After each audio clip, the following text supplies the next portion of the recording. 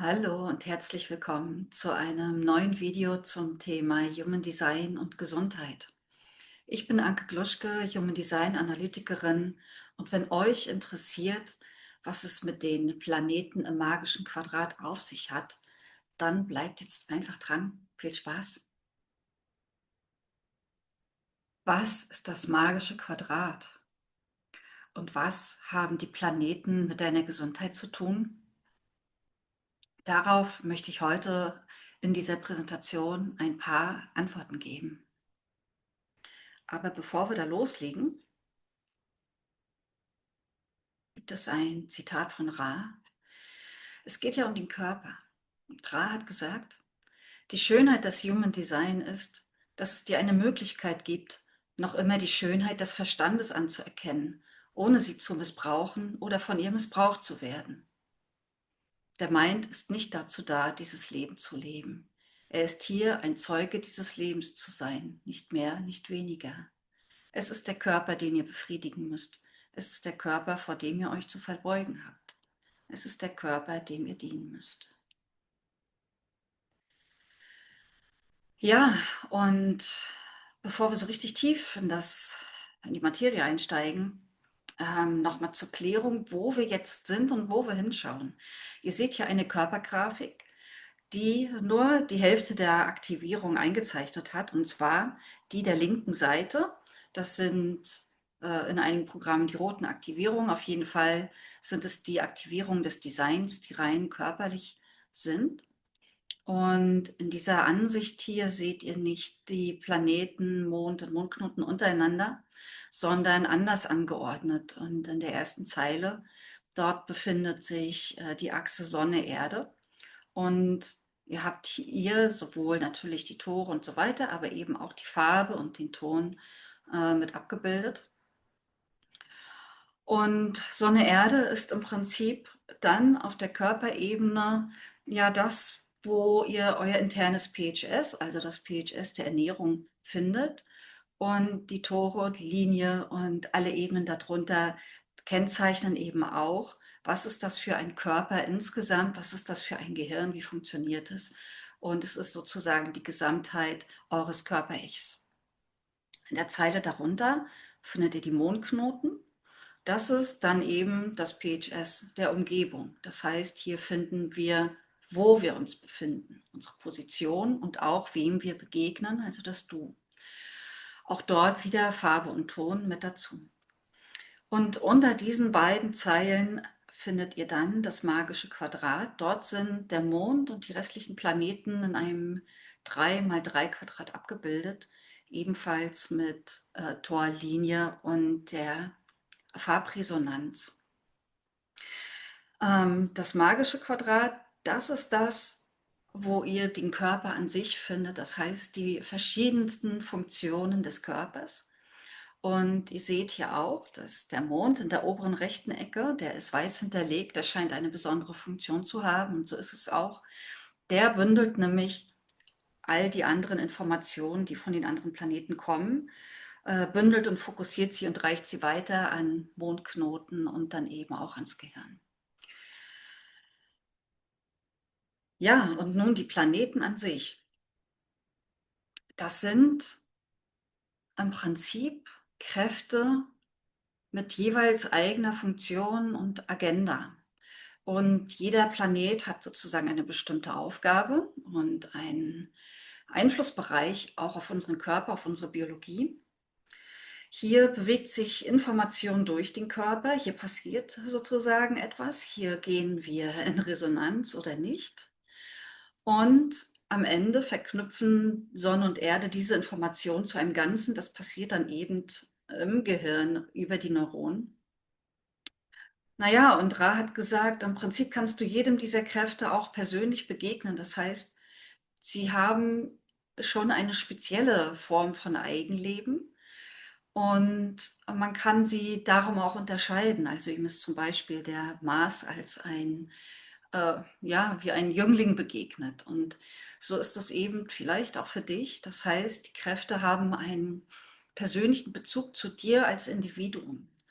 Und neben den allgemeinen Kino-Dings muss man das natürlich immer im Hinterkopf behalten, dass jeder Mensch seine eigene Ausformung und Ausprägung und Beziehung zu diesen Kräften natürlich hat.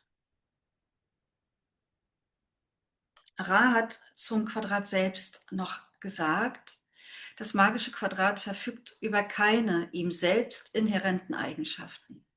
Damit meine ich, dass es bei allem, wie das magische Quadrat funktioniert, um seine Erfahrungsbeziehung zur Welt außerhalb geht. Also hier treten wir in Kontakt, hier passieren die Dinge im Austausch, innen und außen und in beide Richtungen natürlich. Weiterhin hat er gesagt, versteckt in dieser Grafik sind alle möglichen Arten medizinischer und heilender Informationen. Und das ist natürlich ein großer Satz und entsprechend vorsichtig muss man damit natürlich umgehen, weil es natürlich auf der einen Seite einer großen und tiefen Kenntnis des Human Design, der Planeten an sich, der einzelnen Tore, der Linien und so weiter bedarf. Und natürlich müssen wir trotzdem extrem vorsichtig sein mit dem, was wir als Erkenntnis vermuten, denn das ist alles noch relativ unerforschtes Gebiet und muss dementsprechend vorsichtig als Hypothesen aufgestellt werden oder im Prinzip dann mit dem einzelnen Menschen dann abgefragt werden und nicht einfach vorausgesetzt werden, so ist es. Naja, und was ist denn ein magisches Quadrat? Ein magisches Quadrat ist dann ein magisches Quadrat, wenn die einzelnen Elemente miteinander in einer Beziehung stehen. Das heißt, auf der vertikalen Ebene, auf der horizontalen Ebene und auf der diagonalen Ebene gibt es diese Wechselbeziehung, die insgesamt dann nochmal neue Aspekte zutage fördern, je nachdem, was man anschaut. Und so ist es hier auch, wenn wir uns die Lateralen anschauen, also die einzelnen Zeilen dieses Quadrates, dann sehen wir Körpersubstanz. Und daneben seht ihr die drei Substanzen, die da möglich sind, nämlich fest, flüssig und gasförmig. Das kennen wir aus dem Chemieunterricht. Und das ist eben genau das Substanzielle, das dann auch miteinander im Außen reagiert. Also wenn ich einen Menschen umarme, dann treffen zwei feste Körper aufeinander, die sich dann an ihren festen Grenzen berühren. Bei flüssig sind es dann vielleicht die Körperflüssigkeiten, die dort in Austausch miteinander gehen. Und beim gasförmigen ist es auch offensichtlich, denn das, was ich ausatme, das atmet jemand anderes, der in meiner Nähe ist, auch ein. Und andersrum natürlich genauso. Also hier gibt es konkreten Austausch mit der Umgebung. Bei den vertikalen Leisten, da sehen wir im Prinzip eher, wie der Körper an sich funktionell aufgebaut ist, wie er sich formt. Da fange ich mal auf der rechten Seite an. Dort seht ihr die rechte Vertikale nennt sich Equalizer. Also dort geht es um die Balance, um das innere Gleichgewicht oder auch das, was man dann in der Biologie Homöostase nennt. Das heißt, der Körper versucht bestimmte Sollwerte einzuhalten, wie zum Beispiel pH-Wert, der in verschiedenen Geweben natürlich auch unterschiedlich ist. Und ja, einfach sein Gleichgewicht dort zu finden. Und das ist die Yin-Vertikale mit Mond, Venus und Saturn, die, ja, wer aus dem astrologischen Kontext kommt, ja, dann auch eher weiblich gekeynotet werden. Ja, bei Saturn streiten sich manchmal die Geister. Für mich ist es auch ein weiblicher Planet. Also hier ist, wie es innen funktioniert. In der Mitte seht ihr die vertikale Leiste mit Merkur, Mars und Jupiter, drei männliche Planeten. Und das ist auch die Yang-Vertikale oder auch die aurische Vertikale. Hier geht es darum, wie das Innen nach außen gekehrt wird, sozusagen als externalisiertes Energiefeld. Also was scheint nach draußen. Und auf der ganz linken Seite, da haben wir dann die langsam laufenden Planeten Uranus, Neptun und Pluto. Und hier geht es um die Sauerstoffaufnahme. Diese Vertikale wird Satori genannt und Satori, die Erleuchtung, das Aufleuchten hat natürlich sehr mit dem Sauerstoff und mit dem Verbrennungsprozess vielleicht auch zu tun. Also hier finden wir dann das Lebensfeuer im übertragenen Sinne, aber eben auch auf der biologischen Ebene einfach Sauerstoffaustausch, Oxidations- und Antioxidationsprozesse, die ja im Wechselspiel miteinander verlaufen.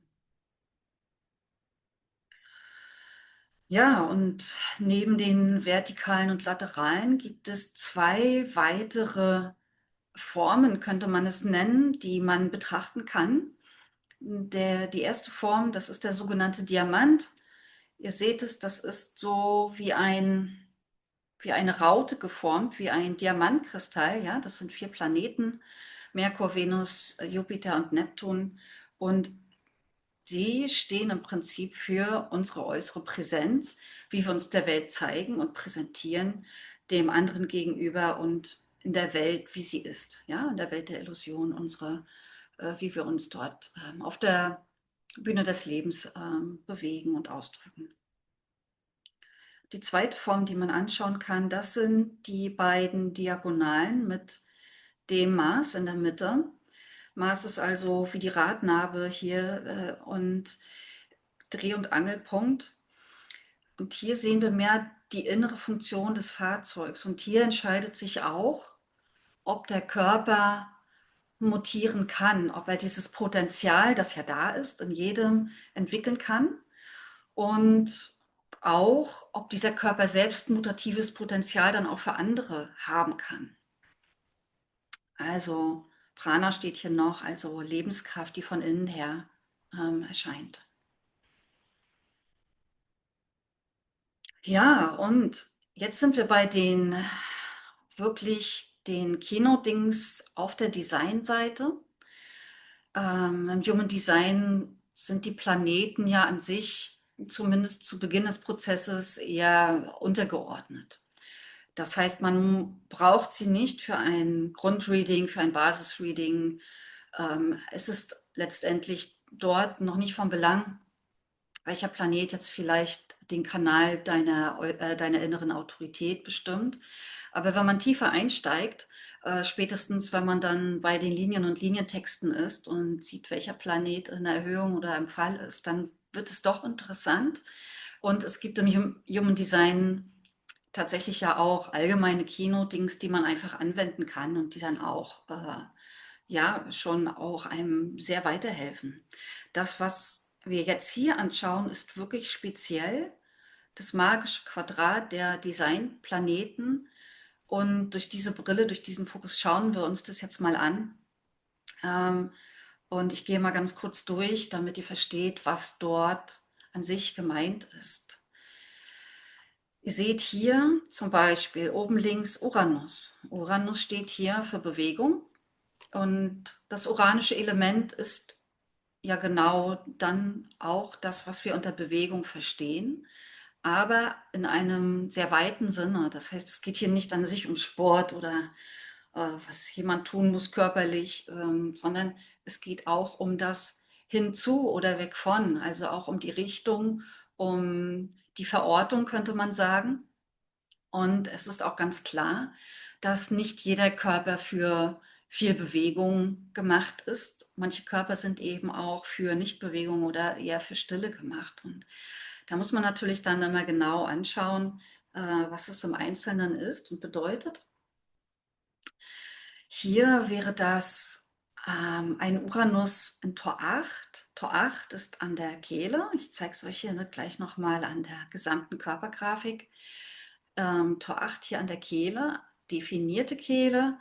Das heißt, die Bewegung äußert sich vielleicht in einem bewegten Ausdruck, in einem bewegten verbalen Ausdruck, in einem plötzlich mutativ individuellen Ausdruck oder auch in der Tat natürlich, weil wir sehen hier einen manifestierenden Generator, da kommt dann auch noch Energie aus dem Ego dazu und kann eben dann hier sich auch zeigen.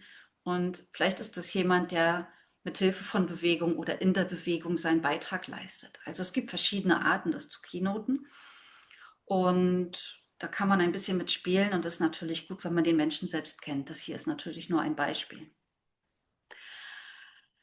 Daneben, da haben wir den Merkur. Merkur ist die Stimme. Und dann seht ihr hier zum Beispiel, dieser Merkur ist in Tor 36 und Tor 36 ist am Emotionszentrum. Das heißt, die Stimme wird immer Ausdruck der eigenen Gestimmtheit sein, da dies ein emotionaler Mensch ist. Und dann hängt es natürlich total davon ab, ob er in Frieden mit seiner Welle ist oder ob er noch quasi ungeduldig auf jede Welle aufspringt und dann in die Krise gerät. Die Stimme wird auf jeden Fall die Gestimmtheit dieses Menschen ganz deutlich zeigen. Und vielleicht Tor 36, das ist ja die Nervosität, wenn man eine neue Erfahrung machen möchte, Ängste von Unzulänglichkeit zum Beispiel, ja.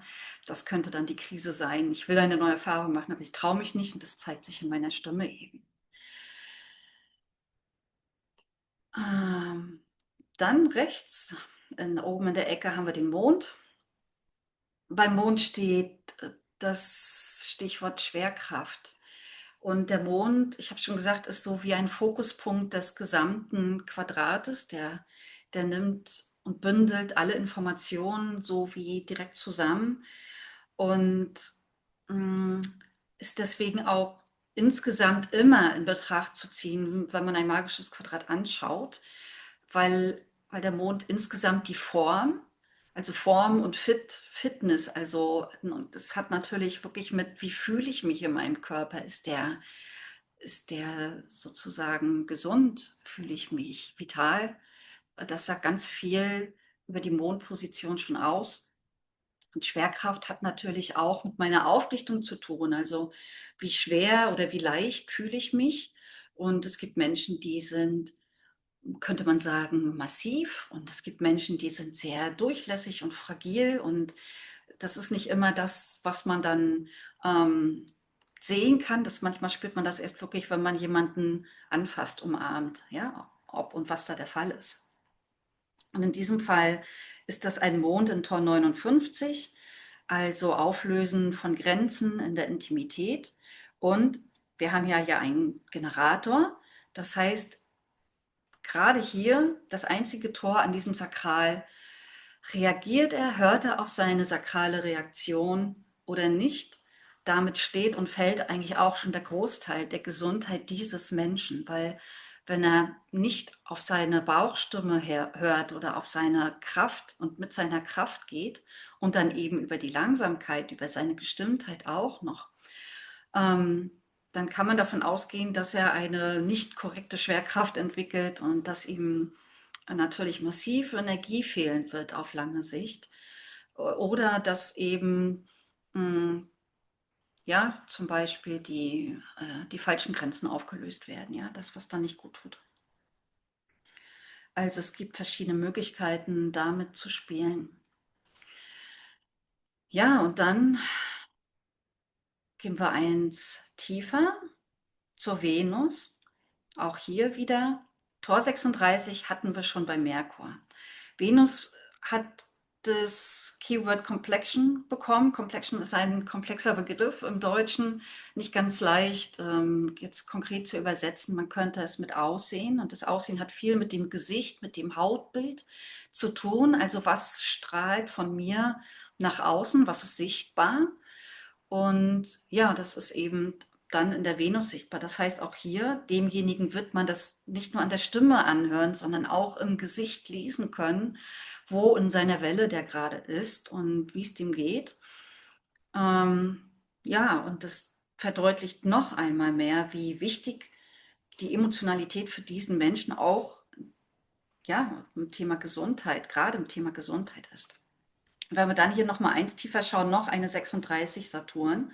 Und dann haben wir die gesamte Yin-Vertikale und den Merkur hier noch. Also ob dieser Körper in Balance ist, hat damit zu tun, ist er im Reinen, ist er sozusagen im Flow mit seinen mit seiner Gefühlswelt und ist er entsprechend langsam und reagiert er mehrfach auf das und geht dann mit seiner Kraft, wenn es langfristig für ihn sich richtig anfühlt, ja. Und dann wird er eine starke innere Balance haben und wenn nicht, ja, dann eben nicht, dann wird er schnell aus dem Gleichgewicht geraten und wahrscheinlich sehr starke Hochs und sehr starke Tiefs haben, was sich dann immer auch körperlich äußert. Dann sind wir jetzt hier in der Mitte. Da haben wir Mars, habe ich schon gesagt, ist die Radnabe. Mars steht für die Temperatur, also gemeint ist natürlich die Körpertemperatur. Und Ra hat dazu gesagt, dass der Mars das Element ist, wo die Mutation drinne steckt. Und das hängt dann eben ganz eng mit der Körpertemperatur zusammen. Das heißt, wo und mit wem steigt vielleicht deine Körpertemperatur um ein kleines Müh an. Und das ist dann ein Zeichen dafür, dass dieser Mensch oder das, was du gerade tust, dass das dein mutatives Potenzial anregt und dich verändern kann. Es gibt natürlich auch immer ein zu viel. Ein Fieber ist jetzt nicht per se schlecht, aber es sollte natürlich kein Dauerzustand sein. Auch da passiert ja eine Entwicklung. Aber man kennt ja auch den Satz, das lässt mich kalt oder der lässt mich kalt und dann weiß man schon, aha, da ist also etwas, das berührt mich gar nicht, das hat keine Auswirkung auf mich, das interessiert mich nicht. Also auch auf der Körperebene interessiert mich das gar nicht, also lasse ich die Finger davon.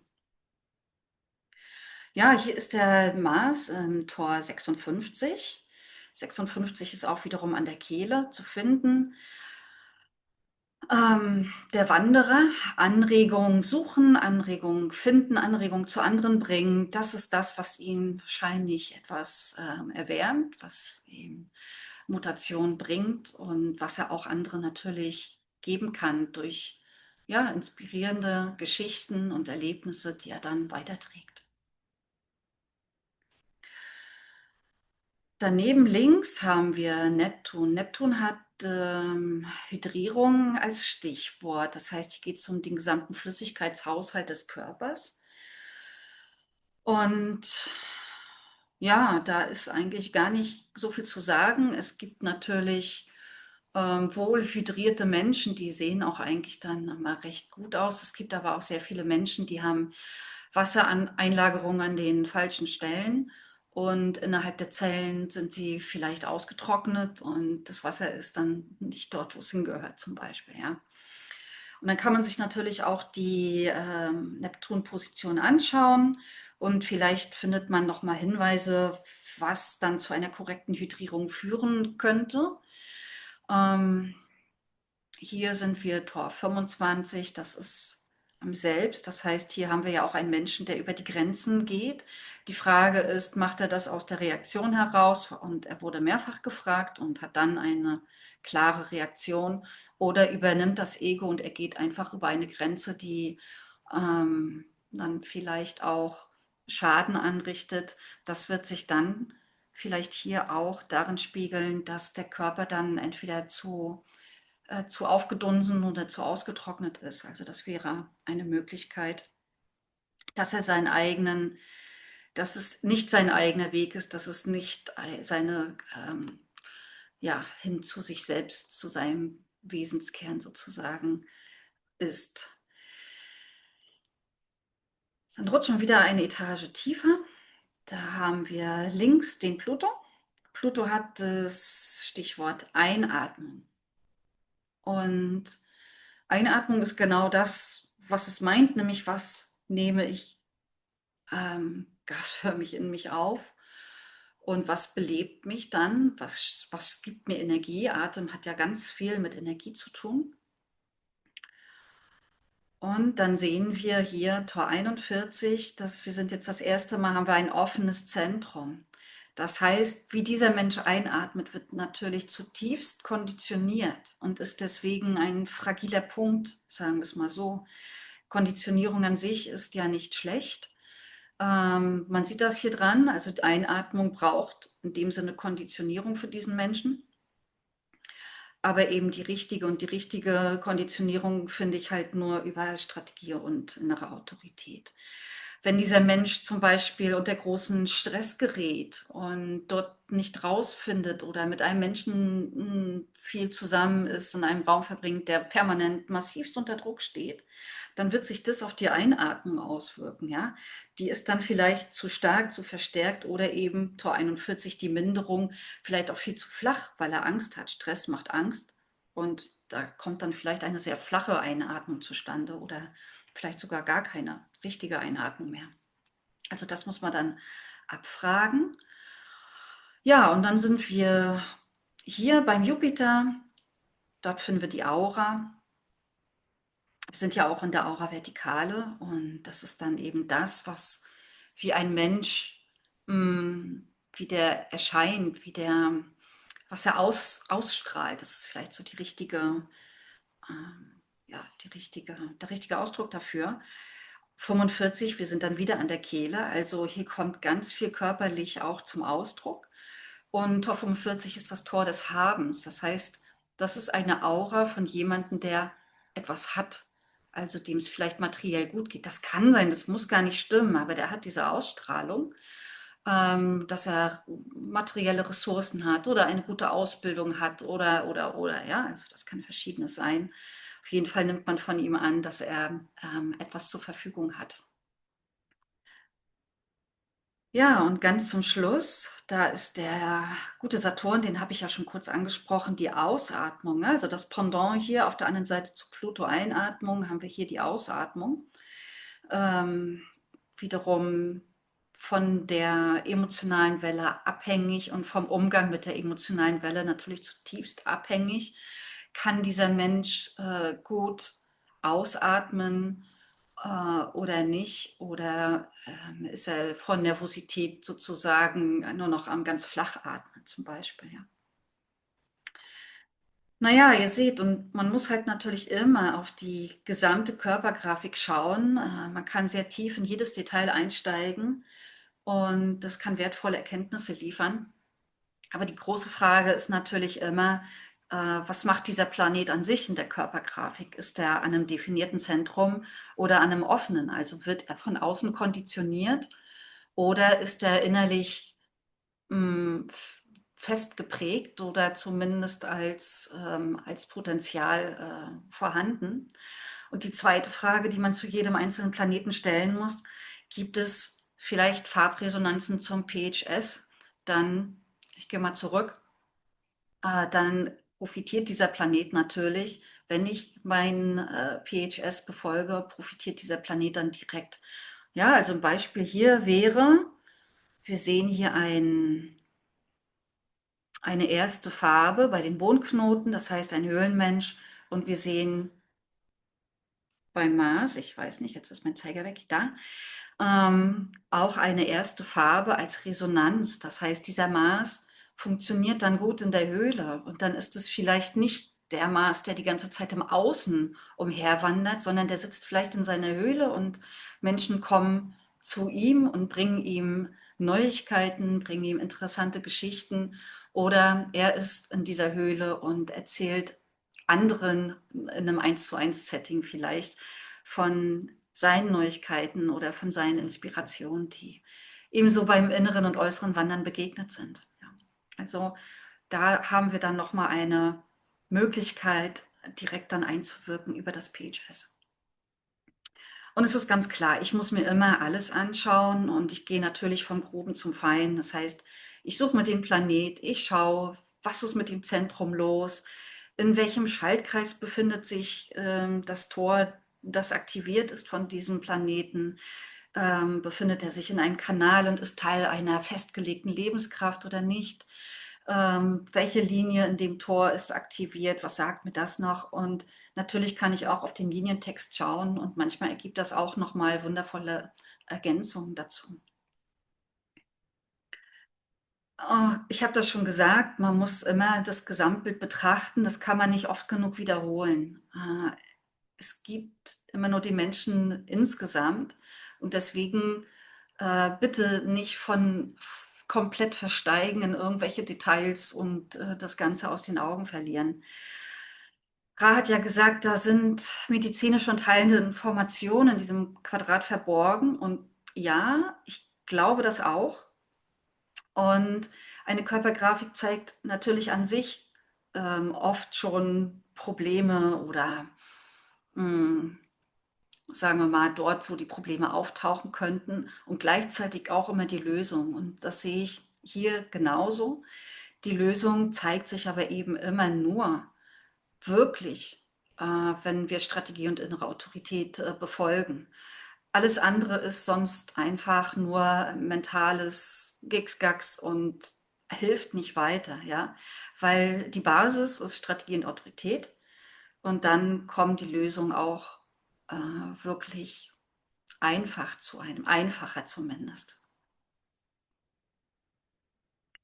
Ja, und jetzt möchte ich gerne mit euch nochmal mich auf den Saturn einlassen.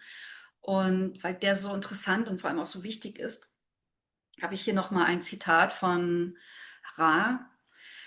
Er hat gesagt, wo immer man Saturn sieht, ist dies der Ort, wo jedes Problem, das tief im Inneren des Fahrzeugs vergraben ist, zuerst zum Vorschein kommt, wo es zuerst an die Oberfläche kommt. Wo die Strafe zu liegen scheint, liegt immer in den Händen von Saturn. Und das muss man jetzt auch ein bisschen sacken lassen. Saturn als der strafende Gott ist natürlich dieses Bild eines Schicksals, dem ich nicht entweichen kann. Und so ist es nicht. Ähm, Saturn ist eher der weise Ratgeber, der einem auch mal auf die Finger haut, wenn man sich, ja, wenn man nicht gut zu sich selbst ist. Das heißt, wenn man sich gegen seine eigene Integrität verstößt oder verstoßen lässt, dann tauchen hier natürlich zuallererst die Probleme auf.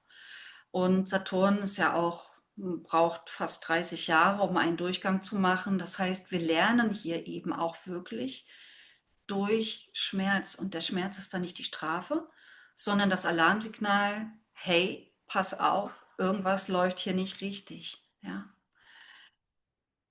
ja, und ich hatte zur Ausatmung, hatte ich ja schon ein bisschen was gesagt. Ausatmung kann man aber natürlich noch mal viel detaillierter anschauen.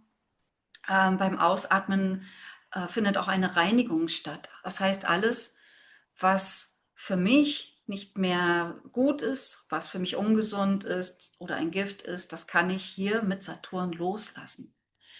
Und ganz interessant, das, was ich ausatme, das atmen andere wieder ein. Also im Tier- und Pflanzenreich ist es ja eben so, Tiere und wir Menschen sind ja auch Säugetiere, wir atmen dann das CO2 aus und die Pflanzen atmen es wieder ein. Das heißt, dort gibt es einen Kreislauf und was für den einen schlecht ist, ist für den anderen die Nahrung. Und bei uns Menschen ist es im Prinzip auch so. Mit jeder Ausatmung setze ich eine Information frei. Wenn ich spreche, atme ich dabei aus und hoffentlich ist diese Information, die ich dabei aussende, nahrhaft für dich. Und wenn man das dann weiterdenkt, dann kommen wir wirklich darauf, dass die Ausatmung unsere innere Essenz zeigt und ja, unser Innerstes nach außen bringt. Und das kann natürlich sein, jemand atmet etwas aus, sei es, ob er spricht, ob er einfach atmet und Mundgeruch hat oder etwas ausdünstet, ja. Und es gibt manchmal unwillkürliche Bewegungen, dass man sagt, oh, zu dem möchte ich nicht so nahe kommen. Und bei anderen, da ist das dann quasi Nahrung, was dort abfällt, ja. Ja, und Saturn braucht, wie gesagt, viele Erfahrung und Geduld. Es hat mit dem Wachstumsprozess zu tun, mit den 7 Jahreszyklen, die Kinder und Jugendliche und junge Menschen dann absolvieren müssen. Zuerst, sagen wir mal, im Körper wirklich ankommen und sich sozial einfügen und das eigene Ich und die eigenen Kapazitäten entdecken und sich dann eben auch in der Welt einen Platz verschaffen. All das hat ja mit dem Saturnzyklus zu tun. Ähm, und ja, der Schmerz, ich habe es schon gesagt, ist eben das, was unser Leben erhält, weil er sagt, pass auf, das mach nicht. Ja, das Kind, das auf die Herdplatte fest, hat den Schmerz. Der Schmerz ist aber nicht das Böse, sondern einfach das Warnsignal. Und natürlich können wir mit Angst, also Schmerz erzeugt natürlich Angst, wir wollen das nicht wiederholen, kann natürlich dazu auch führen, dass wir voll in die Vermeidung gehen, was bei Saturn auch überhaupt nicht ratsam ist. Ähm, so wie wir in eine Schonhaltung gehen, vielleicht weil uns der Rücken wehtut, das ist für den kurzen Moment des akuten Schmerzes sicherlich in Ordnung. Langfristig ändert das natürlich nicht den Auslöser, sondern wir müssen wirklich auf den Grund schauen und dem zugrunde gehen und herausfinden, was jetzt nicht korrekt war und dort entgegenwirken. Ja, das braucht dann ein bisschen mehr Zeit, als eine Schmerztablette zu nehmen oder für immer in der Schonhaltung zu bleiben. Also Vermeidung nur im akuten Notfall, aber bitte nicht langfristig, sondern Saturn muss man sich stellen. Und der Lohn, wenn man sich Saturn und diesen schmerzhaften Prinzipien stellt, dann erfahren wir, dass wir da sein dürfen und ausatmen dürfen, ohne bestraft zu werden. Das heißt eben genau das, was ich schon sagte. Ich darf sein in meiner tiefsten Essenz und etwas von mir geben. Und ich werde nicht dafür bestraft, sondern das ist sogar für andere noch etwas Gutes.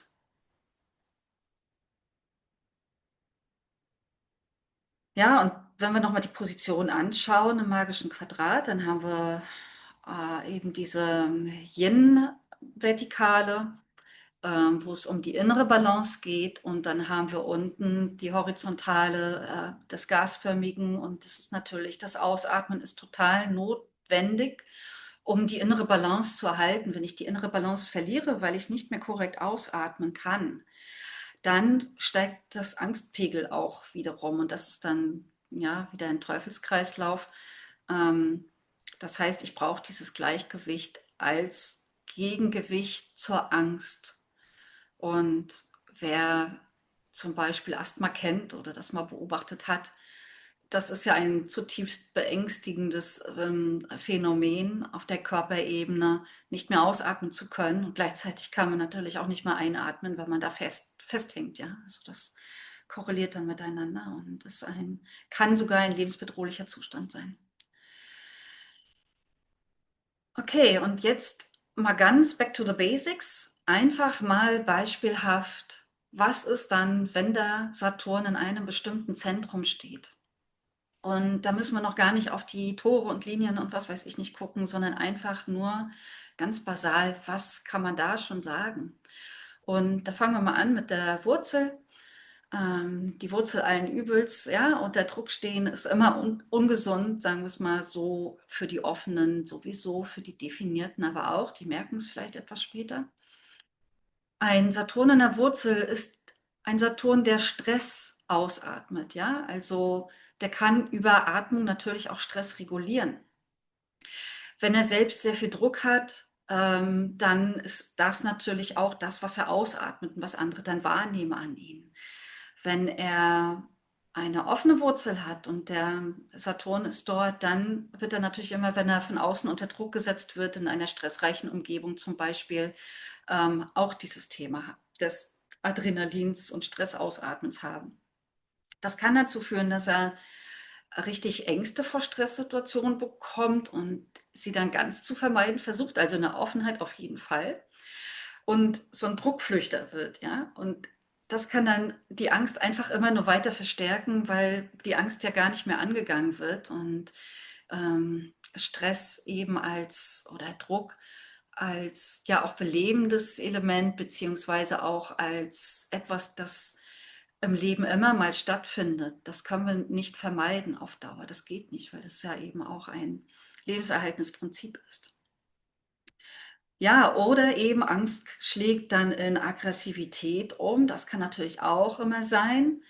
Ähm, mächtige Kampfmechanismen, aber auch vielleicht in totale Flucht oder auch, wenn gar nichts mehr geht, in Tod stellen. Ja? Dann haben wir wieder das Problem Angst und Enge und Todstellen und dann bewegt sich nichts mehr. Ja? Auf der körperlichen Ebene kann es Probleme mit den Nebennieren geben. Ähm, Dort haben wir dann natürlich all die Sachen, Adrenalin steht schon dort, Cortisol, diese entzündlichen Geschichten, wenn die chronisch werden, dass wir dann dort richtig ausbrennen, in den Burnout kommen, der auch physisch ist, ja. Oder eben zum Beispiel jemand hat viel Stress und kriegt dann schlechten Mundgeruch. Lösung hier wäre natürlich, die definierte Wurzel muss ihren eigenen Druck erkennen und in irgendeiner Art und Weise kanalisieren. Das kann alles Mögliche sein. Körperliche Bewegung ist dann eigentlich immer ganz gut an der Wurzel, um das Adrenalin auch wieder abzubauen, um das Cortisol zu beruhigen und so weiter. Die Diagonale, die zeigt ja rüber zum Uranus, also Bewegung. Und dann ist der Sport eben auch ein Teil der körperlichen Reinigung, ja. Für die Offenen gilt einfach, dass sie sich eine ruhigere Umgebung suchen müssen, auch langfristig gesehen natürlich, und dass sie aber Stresssituationen sozusagen vorausschauend handeln lernen. Also nicht komplettes Vermeiden, sondern einfach vorsichtig dem annähern und schauen, wie weit sie dort gehen können. Und auch rechtzeitig abbrechen natürlich wieder. Saturn, Solarplexus, das hatten wir eben im Beispiel schon.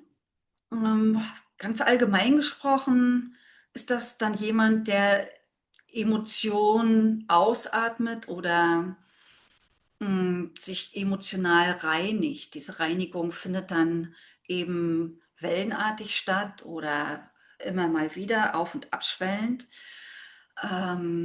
Emotionale mh, Überforderung, wie auch immer, kann sich dann eben ganz schnell auch körperlich zeigen, in gestörter Verdauung oder in Hautproblemen.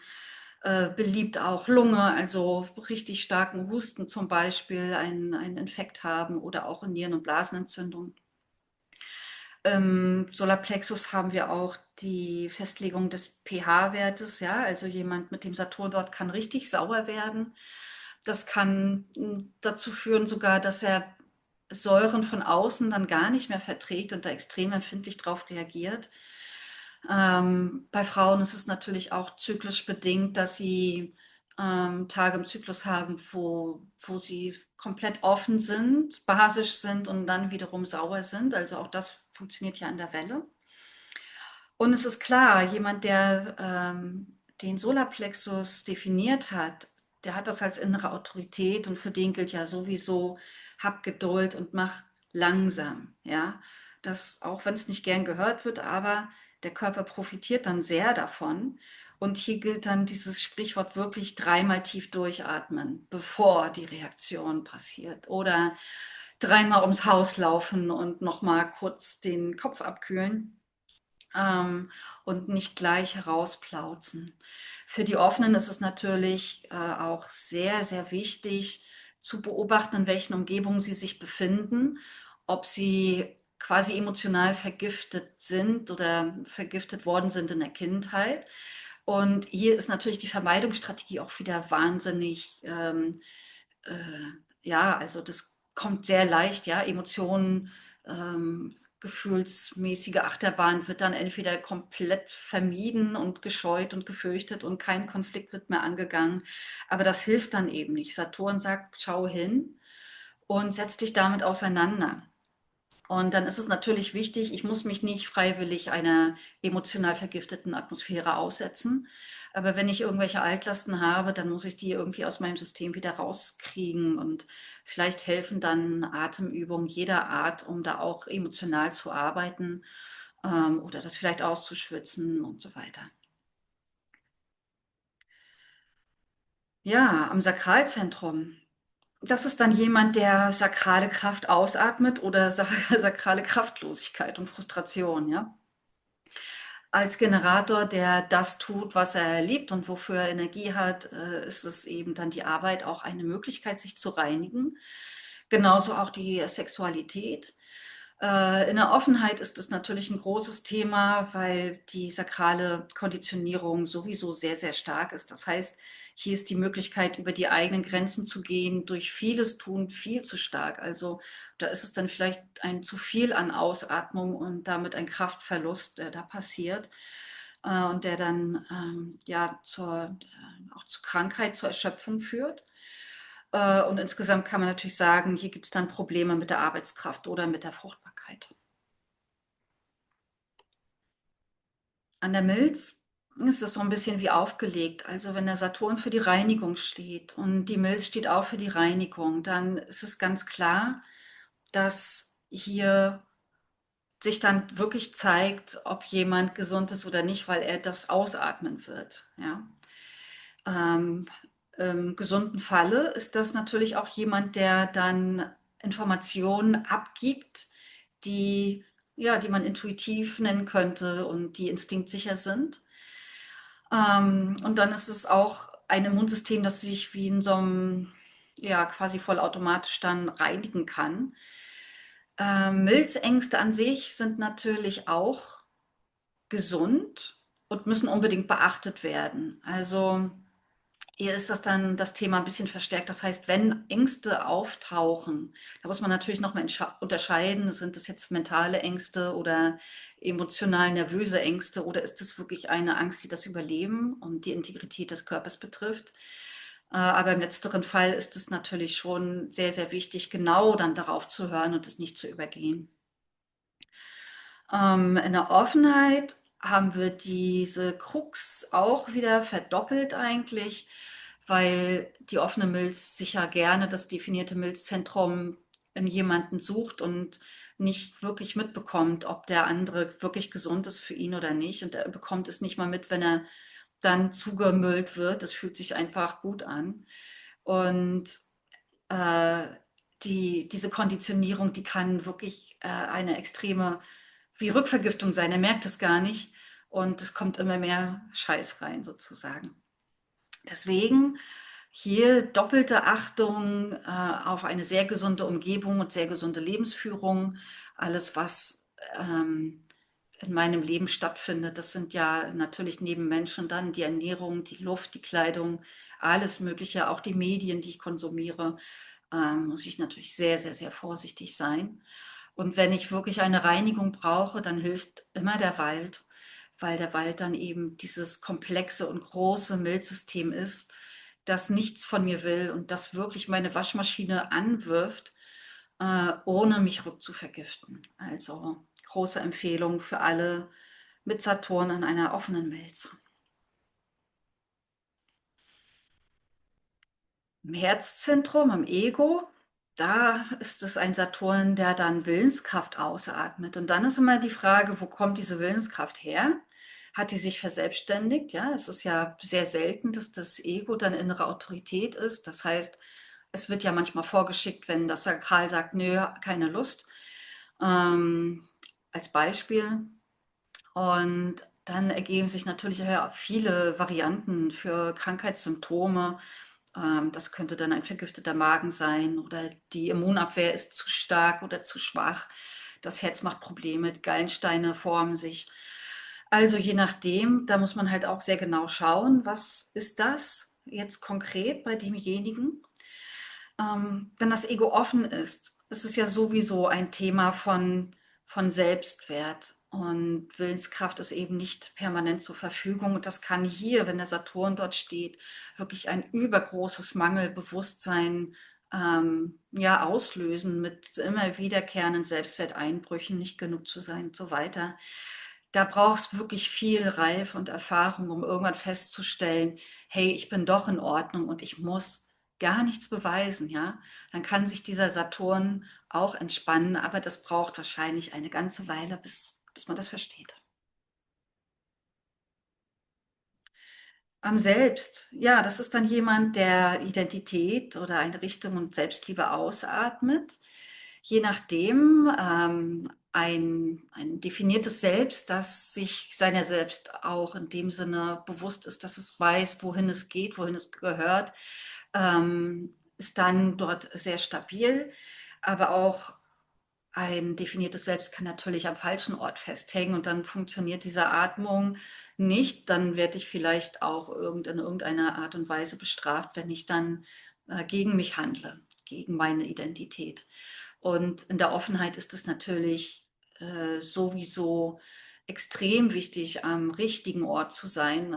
Du kannst sicher sein, dass du sehr dafür bestraft wirst, wenn du am falschen Ort ausatmest, da wo du gar nicht sein solltest. Und ja, das ist natürlich dann auch ein großer, großer Schmerz, nicht den richtigen Platz zu finden oder nicht richtig zu sein.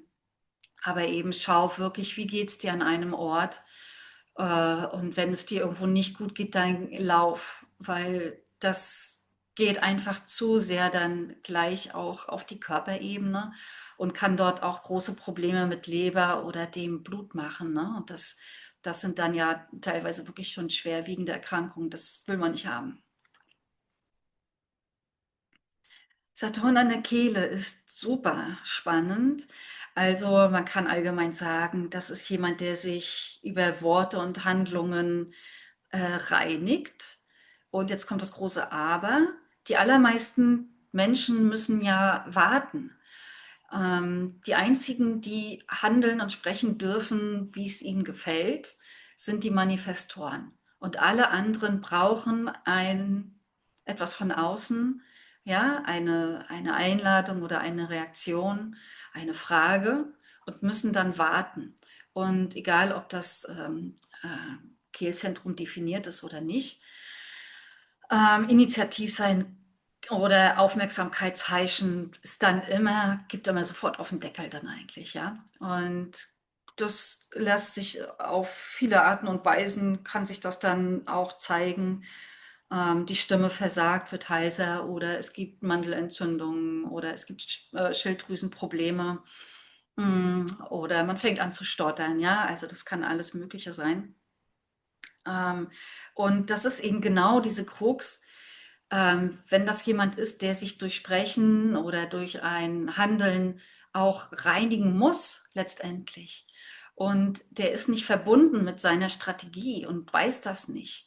Der kriegt immer so doll auf den Deckel, bis er wirklich lernt, abzuwarten. Und das ist natürlich wirklich schwer, weil wenn ich etwas ausatmen will und muss, und ich muss aber warten, bis ich gefragt werde, damit ich das tun kann, ohne bestraft zu werden, es ist schon eine heftige Lektion. Ja, dann sind wir jetzt im Kopfbereich. Beim Ajna, da ist es gar nicht so einfach, das auf die Körperebene zu bringen. Ein Saturn hier ist dann jemand, der Gedanken oder Mentales ausatmet. Das ist auch jemand, der wirklich leicht als äußere Autorität anerkannt werden kann, weil er das eben von sich gibt. Die Frage ist hier immer, mh, äh, ja, was ist drin und was kommt raus? Also was läuft dort mental ab? Und ist es einfach ein Gedankenkreisen dann oder brauchst hier dann regelmäßig mentale Reinigung, wie auch immer das dann aussehen kann? Oder ist das jemand, der mental vergiftet, weil er vielleicht in einem offenen Aschner ähm, ja, sich mit Menschen und Umgebung umgibt, die ihn da sehr stark konditionieren. Und da muss man dann eben wirklich auch wieder sagen, das muss man sich nicht antun. Man muss nicht von morgens bis abends Bildungsfernsehen in Anführungsstrichen anschauen und man muss auch nicht in den Sümpfen des Social Media sich Stunde für Stunde begeben, sondern man kann halt schauen, wirklich, was wirklich interessante Konzepte sind oder was, ja, vielleicht braucht der Kopf auch einfach nur mal ein bisschen Freiraum, ja. Und dann kann das eben auch ein sehr, sehr weiter und toleranter Geist sein, egal ob definiert oder offen. Aber Voraussetzung ist immer, sich nicht mit dem Denken zu identifizieren. Ja, es ist niemals innere Autorität und letztendlich immer Unterhaltungsabteilung. Und ja, wenn die Identifikation zu stark wird, dann gibt es eben das berühmte Gedankenkreisen, Zwangsgedanken, nicht mehr schlafen können, an der Hypophyse vielleicht Hormondysregulationen, die wirklich von oben kommen und nicht aus den einzelnen Hormondrüsen. Und im Kopfzentrum, hier ist es eben dann die Inspiration oder Fragen oder eben der mentale Druck. Und dann ist es ganz klar zu unterscheiden, was sind denn gute Fragen? Und die meisten Fragen sind einfach nicht relevant fürs eigene Leben.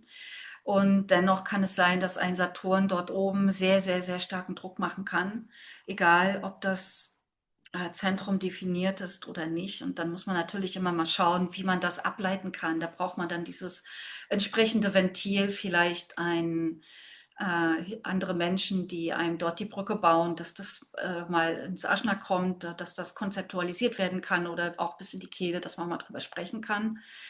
Ansonsten auch hier kann sich das irgendwie sehr, sehr auswachsen, wenn man dann mentale Ängste hat oder innere Bilder und Gedanken, die nichts mit einem zu tun haben, aber die man dann zu ernst nimmt. Ja, das kann sich dann bis zur Psychose eigentlich auswachsen, wenn die Ängste dann so überhand nehmen. Wo man natürlich auch noch hingucken muss, ist die Zirbeldrüse oder auch der Schlaf-Wach-Rhythmus.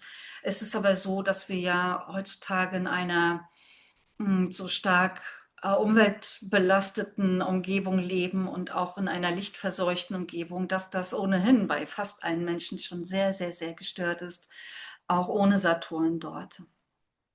Ja, also Schlafhygiene, Dunkelheit in der Nacht und eben auch schauen, wie kann man der Zirbeldrüse vielleicht helfen mit bestimmten Mineralien, Spurenelementen.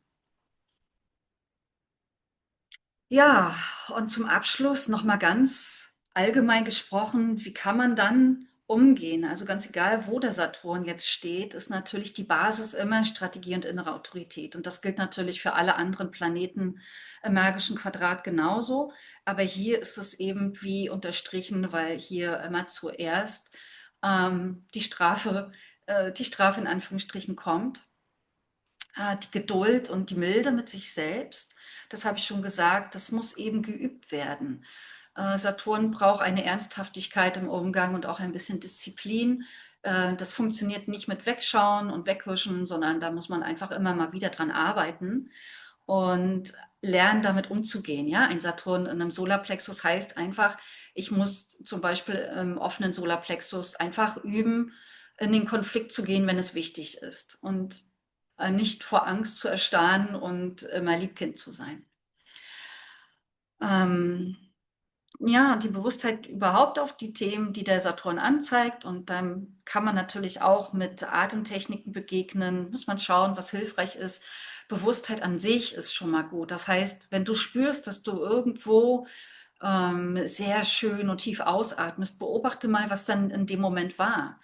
War da ein Gedanke oder war das ein gutes Essen oder hast du was Schönes gerochen oder hat dir jemand etwas Nettes gesagt und es hat etwas in dir gelöst. Das Ausatmen ist auch immer eine Entstressung im Körper, ja, also da geht eine Spannung weg. Und es ist allgemein dann sehr schön, wenn wir da mal so tief ausatmen, so seufzen, ja. Mit den Ängsten, das habe ich schon gesagt, die muss man einfach wirklich anschauen. Und am Ende zählt bei Saturn wirklich immer nur annehmen, was ist. Das heißt, ich muss akzeptieren, dass ich dort eben sensibel reagiere und dass ich dort mein Lernfeld habe. Ja, und dass Saturn niemals bestraft, weil er böse ist, sondern der Schmerz kommt, um dich aufmerksam zu machen. Deswegen ist er ein sehr, sehr, sehr guter Lehrer. Und man muss ihn natürlich mit Achtung und Respekt begegnen, ansonsten haut er immer kräftiger zu. Das ist leider so. Ja, und für alle, die jetzt noch nicht genug bekommen haben, habe ich noch ein kleines Goodie für euch. Wer mag, ich habe eine PDF erstellt mit einer Tabelle. Dort findet ihr nochmal die einzelnen Planeten mit dem Hauptkeyword aus dem magischen Quadrat, mit weiteren Erklärungen dazu, wie man das, also wie man da herangehen kann. Und als Bonus gibt es dort auch nochmal ein paar astrologische Zuordnungen und teilweise eben auch aus der Systemtheorie, das ja dann biologische Systeme kennzeichnet und auch nochmal vielleicht eine sinnvolle Ergänzung ist. Ja, der Link ist unten. Ich packe ihn euch auch nochmal in die Shownotes mit rein. Und weil das Thema Astrologie kommt, ja und nein, ich habe es euch in der PDF auf der ersten Seite nochmal wirklich, hoffe ich, sehr deutlich gemacht. Ähm, Vorsicht mit den alten Zuordnungen, die sind nämlich auf das siebenzentrige Wesen gemünzt. Aber ich finde sie dennoch immer sehr interessant, einfach als Horizonterweiterung, das in Betracht mitzuziehen. Und deswegen habe ich sie mit aufgenommen, weil ich ja, diese Ergänzung teilweise wichtig finde und einfach, ihr könnt es in der Beobachtung ausprobieren, ob das für euch Sinn macht oder nicht. Und ganz zum Abschluss habe ich genau dazu auch noch mal ein Zitat von Ra Uru. Er sagt: Es ist sehr, sehr wichtig zu verstehen, dass die Planeten in einem neunzentrigen Wesen über das Konstrukt wirken. Also dieses Konstrukt, dieses Quadrat, das, was wir da gerade angeschaut haben. Es sind immer noch dieselben Planeten und sie tragen immer noch ihre ursprünglichen Werte in sich, die jeder, der mit dem astrologischen Verständnis der Planeten vertraut ist, erkennen wird. Aber genau dieser Aspekt von ihnen ist ein Aspekt, der durch einen sehr präzisen Filter wirkt, nämlich durch diese Boxen, in denen sie im lunaren und planetaren Quadrat leben. Also, er sagt letztendlich, ja, sie haben noch diese alten Werte auch, aber schaut sie euch bitte durch diesen präzisen Filter dieser Keynotes aus dem magischen Quadrat an, weil ihr dann wirklich nochmal viel genauer und dem neunzentrigen Wesen entsprechende Informationen bekommt, die ihr sonst auf keine weitere Art und Weise bekommen könnt. Ja. Und ja, das zum Abschluss. Ich hoffe, dieses Video hat euch gefallen und euch einen Benefit gebracht, und schreibt es gerne in die Kommentare, wie das war, ob das interessant war für euch, und wenn ihr Lust habt auf weitere Videos, dann abonniert gerne meinen Kanal und dann sehen wir uns wieder. Bis dahin.